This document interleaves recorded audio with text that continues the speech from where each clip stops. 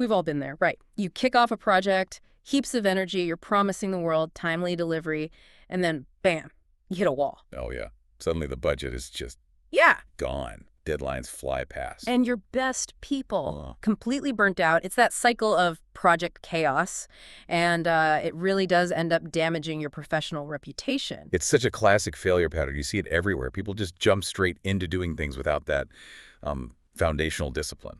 Exactly. So our source material today, it's really designed to sort of short circuit that whole mess.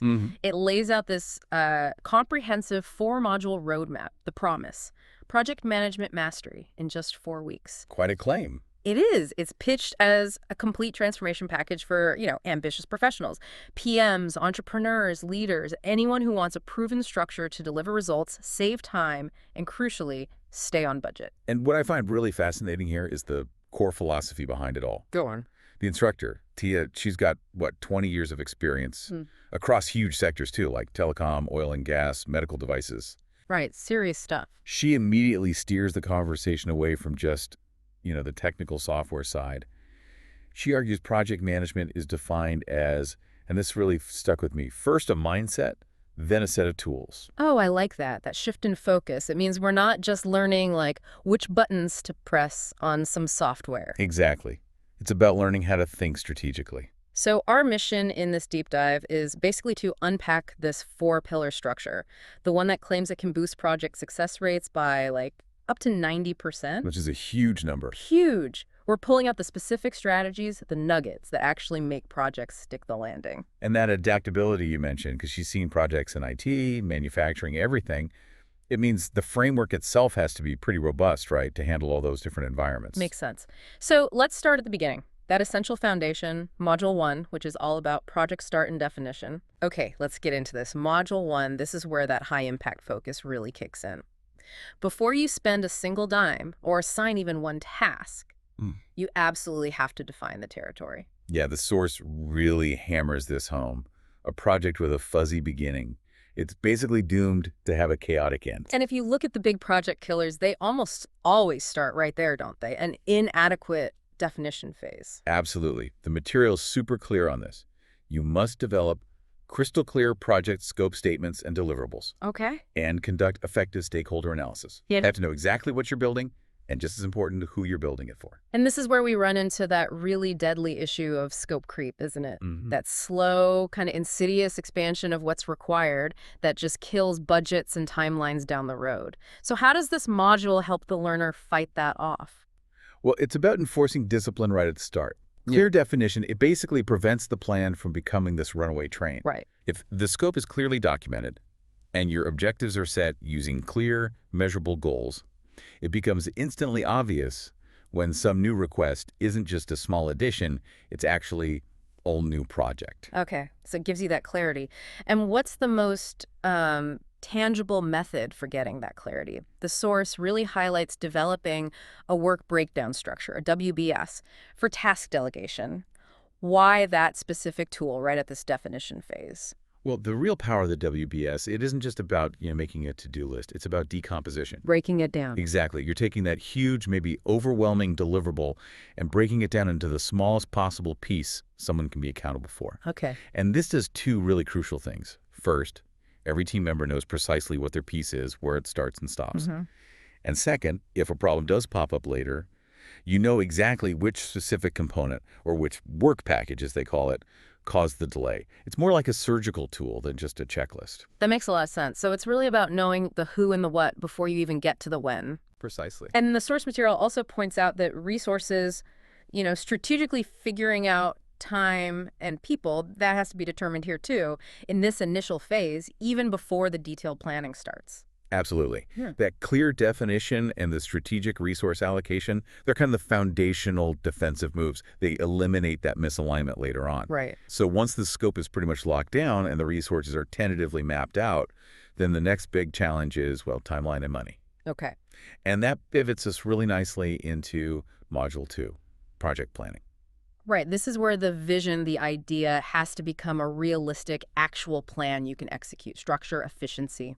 That's the name of the game here. Yeah. How does this module make sure the plan isn't just, wishful thinking? Module 2 is really focused on creating systems for accountability. Okay. It requires you to establish the project organization, define every single role, make sure every task has an owner, no ambiguity. Then you get into the actual mechanics of scheduling, analyzing how long tasks will take, mapping out the dependencies, Right. understanding that task A has to finish before task B can even start, Yeah. and developing realistic timelines using tools like, well, the standard Gantt charts. Got charts are pretty standard, yeah. But the course material seems to go a bit deeper on the financial side, which I think is really crucial, especially if you're an entrepreneur listening. It emphasizes learning how to calculate realistic project costs Mm. and making sure it's financially viable right from the get-go. Yes, and this is where we probably need to explain a key bit of jargon they use. Cost curves. Okay, cost curves, what's that about? It's not just about figuring out the final budget number. It's about understanding the flow of cash, the projected spending over time. Ah. Projects hardly ever spend money in a straight line. Yeah. You need to forecast the pace of spending. Are you front-loading big capital costs, or is it more of a slow burn? Understanding these cost curves, it ensures not just financial accuracy, but actual viability.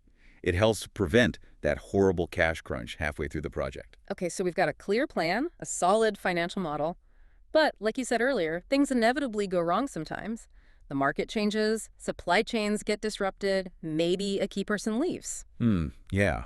And this raises that really important question of preparedness. Module 2 makes sure the plan isn't fragile. How? Because it demands you conduct thorough risk analysis Okay. and develop explicit, written-down mitigation strategies. You're not just vaguely identifying potential problems, you're basically pre-writing the responses. Huh. That's fascinating. So instead of just reacting when a fire breaks out, you've already figured out where the fire extinguisher is and what the evacuation route looks like. Exactly that. The goal is to make the plan robust, make it realistic, and make it highly adaptable when challenges inevitably pop up.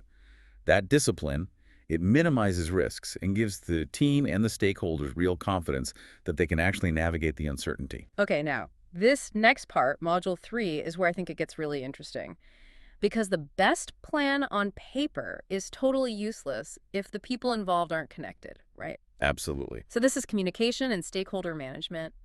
This tackles the chaos that comes from misalignment, misunderstanding, all that messy human stuff. Yeah, and for Thea, the instructor, mastering effective communication isn't just some soft skill. It's the absolute bedrock for keeping these massive, complex projects actually moving forward. Right. The source really insists on implementing transparent systems for managing project information and, importantly, optimizing meetings so they aren't just, those productivity black holes we all hate. I'm particularly interested in the specific focus here on conflict. The material emphasizes learning and applying negotiation skills for resolution. Why negotiation specifically? Why not just call it conflict management? That's a great question. It's because project management is so often a game of competing priorities, isn't it? Yeah, totally. The marketing team needs the launch sooner, but IT needs more time for testing. The client wants extra features, but finance says the budget is absolutely locked. Been there. Right. So a PM needs actual negotiation skills to facilitate a solution that respects the constraints of all the parties involved, not just smooth over hurt feelings. They need to lead with confidence, turning those potential roadblocks into actual resolutions through applied strategic negotiation. Wow, okay. That completely reframes communication. It's not just about being nice, it's about being effective at forging consensus when everyone's under pressure. Exactly. And the module also covers things like implementing feedback mechanisms for continuous improvement, right? And developing techniques for giving constructive feedback. So the team is actually growing, not just getting told off. Yes, all of that. Yeah. Communication is basically the lubricant that stops friction between the defined scope and the actual execution. It keeps the teams and the clients aligned and prevents that awful surprise ending that completely destroys trust. That brings us really neatly to the finish line then. Module 4, which covers execution and closeout. So the plan's set, communication channels are open and working. How do you manage the day-to-day grind and then wrap everything up systematically at the end? Well, execution formally kicks off with that successful project kickoff meeting. It's almost like the ceremony that marks the shift from planning to actually doing. Right. But the real work, day to day, is the monitoring. This module teaches data-driven decision-making. You absolutely must monitor work progress and be ready to make timely adjustments based on actual data, not just gut feelings. Monitoring sounds easy, but doing it consistently is hard. What specific discipline does the source mandate here? How do you make it stick? It focuses really heavily on applying structured problem-solving techniques and enhancing those decision-making skills. So when a challenge pops up, you don't just panic, Hopefully not. right? You systematically apply a methodology to figure it out, making sure any adjustments you make are based on real project metrics, not just guesswork. Okay. And finally, the closeout. This is the part that I feel gets overlooked so often. People just rush off to the next shiny new project without properly finishing the last one. And that is such a huge mistake. The material really stresses the absolute necessity of executing systematic project closeout procedures. Systematic, okay. This is where you develop effective reporting practices, you get that formal sign-off from stakeholders, the final acceptance, and maybe most importantly, you document the lessons learned. Why are those lessons learned reports so vital? Seems like paperwork sometimes. But they ensure that the success or even the failures get integrated back into the organization's actual knowledge base. Yeah. A systematic closeout ensures the results are officially delivered, they're accounted for, and crucially, that the organization doesn't make the same expensive mistakes on the very next project. It closes the loop on the whole four-pillar system. Okay, so let's try and synthesize this for everyone listening. We've walked through this complete four-part framework that, according to the source, can really transform how you approach projects. Yeah, the structure is kind of a virtuous cycle, if you think about it. It moves from, 1, defining scope and resources with real precision, to 2, planning schedules, dependencies, budget, and importantly, risk mitigation. Right. Then 3, managing stakeholders and resolving conflicts using negotiation. Okay. And finally, 4, monitoring the execution closely and systematically closing the project out to maximize what the organization learns. And the ultimate benefit that Thea claims isn't just, hitting targets occasionally. It's achieving project goals every time, building strong professional relationships, driving meaningful, consistent results. It's positioned as the definitive move from that familiar chaos to genuinely streamlined success. And critically, as you pointed out, this isn't just about watching some videos. This kind of mastery, it requires hands-on application. Yeah, you have to actually do it. Exactly. The program emphasizes real-world usage, and it backs that up with weekly live group coaching sessions, Monday to Friday chat support, and this is super practical, downloadable templates. So you don't have to build a WBS or a risk matrix from scratch every time. It saves a ton of time. And if you actually apply these techniques to your own project, document the results, you then become eligible for their project management practitioner certificate, which kind of formalizes that transformation, right, in mindset and skills. Right.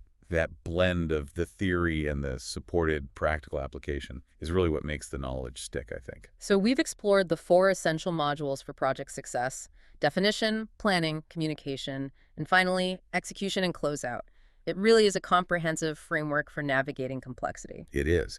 And maybe let's circle back to that core belief that kicked off this whole deep dive. The mindset piece. Yeah, that project management is first a mindset, then a set of tools.